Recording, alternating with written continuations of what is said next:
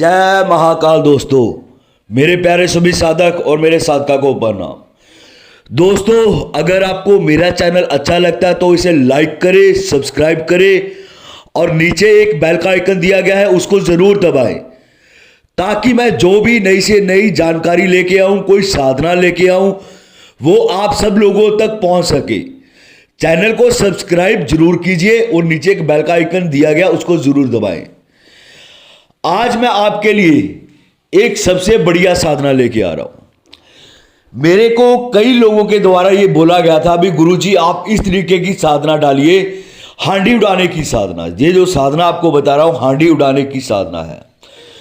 हांडी उड़ाना किसको कहा जाता है और किस तरीके से उड़ाई जाती है, आज मैं इसके ऊपर आपको बताता हूं। मैं भी हांडी होती क्या है और इसको किस तरीके से उड़ाया जाता है और हांडी किस तरीके से उड़ती है और किस कार्य के लिए हांडी उड़ती है। आज आपको हांडी उड़ाने की सारी विधि विधान बताता हूं भी हांडी कौन सी शक्तियों से हांडी उड़ती है। सबसे पहले तो आपको यह बताता हूं, जो हांडी उड़ती है, ठीक है, हांडी उड़ती है दो शक्तियों से। एक तो हांडी उड़ती है कंकाल भैरव से, दूसरी हांडी उड़ाई जाती है कलवा पवन से। इन दो तरीकों से हम हांडी को उड़ा सकते हैं।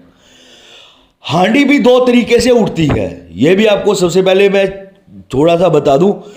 मेरी वीडियो को शुरू से लेके अंत तक देखिए, ताकि मैं आपको जो भी जानकारी दूं, कुछ चीजें ऐसी होती है जो आखिर में बताई जाती हैं, तो आपको आखिर में मालूमात हो जाए अच्छे से भी किस तरीके से क्या है। तो वीडियो को शुरू से लेके अंत तक जरूर देखना।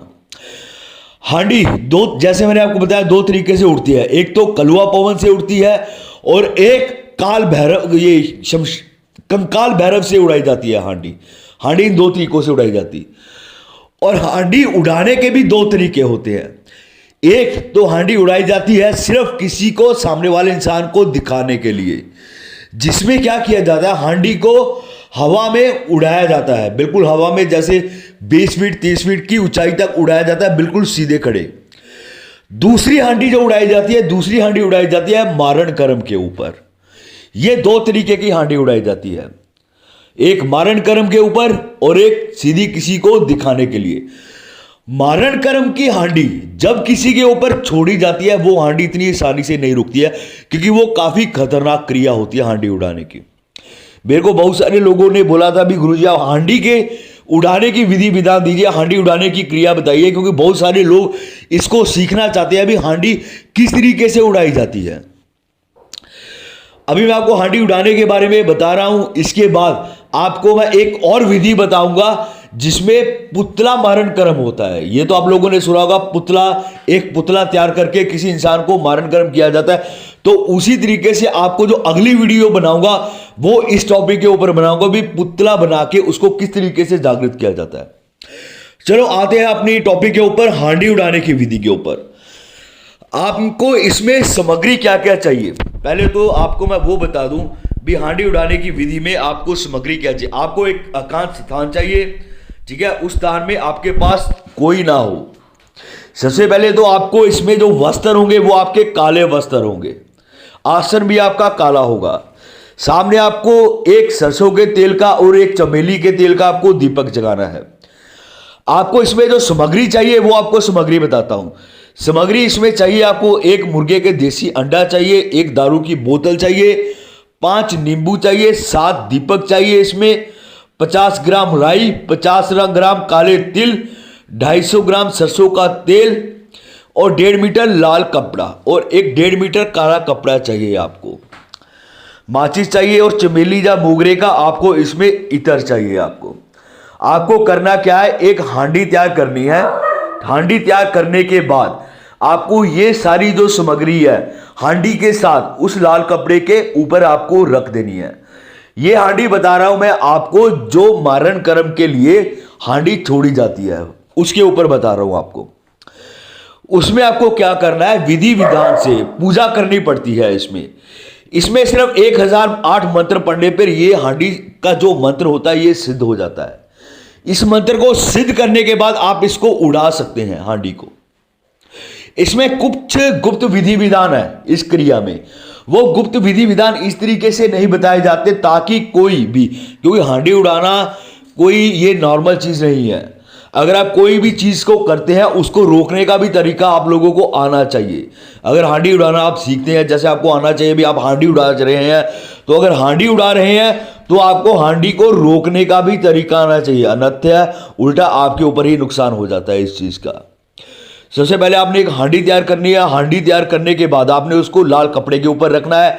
लाल कपड़े के ऊपर रख के ये सारी सामग्री को हांडी के सामने रखना है आपको। रखनी है जो सामग्री है ये भी लाल कपड़े के ऊपर ही रखी जाएगी। रखने के बाद आपको अपना जो भी पूजन विधि विधान है वो आपको मैं बता दूंगा, वो चीज़ जो कि गुप्त रखी गई है उसको आपको 1008 मंत्र जपना है। 1008 मंत्र जपने के बाद ये सारी सामग्री को आपने हांडी के भीतर में डाल के उसके ऊपर आपको काला कपड़ा डाल देना है। काला कपड़ा डाल के फिर उसको काले ही धागे से उस हांडी को बांध देना है। उसके बाद जिस किसी भी इंसान के लिए आप इस हांडी को छोड़ना चाहते हैं, किसी भी इंसान के लिए, तो आपको उस इंसान का नाम ज्ञात हो, क्योंकि बिना नाम के ये हांडी नहीं छोड़ी जाती है। अगर आपको सामने वाले इंसान का नाम का पता होगा तभी इस हांडी को आप छोड़ पाएंगे। फिर आपको उस इंसान के नाम से एक पूजन करना पड़ता है इस हांडी के लिए। उस पूजन को करके फिर इस हांडी को उस इंसान के ऊपर भेजा जाता है। यह इस तरीके से हांडी छोड़ी जाती है। यह काफी खतरनाक क्रिया है। अगर करना चाहो तो कोई भी, ठीक है, बिना गुरु के निर्देश अनुसार इस साधना को मत करे। अगर हांडी उड़ाना आपको आना चाहिए तो हांडी को रोकने का भी आपको विधि विधान पता होना चाहिए। भी हांडी को अगर सामने से हांडी आ भी रही है, आपकी हांडी वापस आ रही है, तो आप अपनी हांडी को किस तरीके से रोक सके, नहीं तो आपकी जान को खतरा हो जाता है इसमें।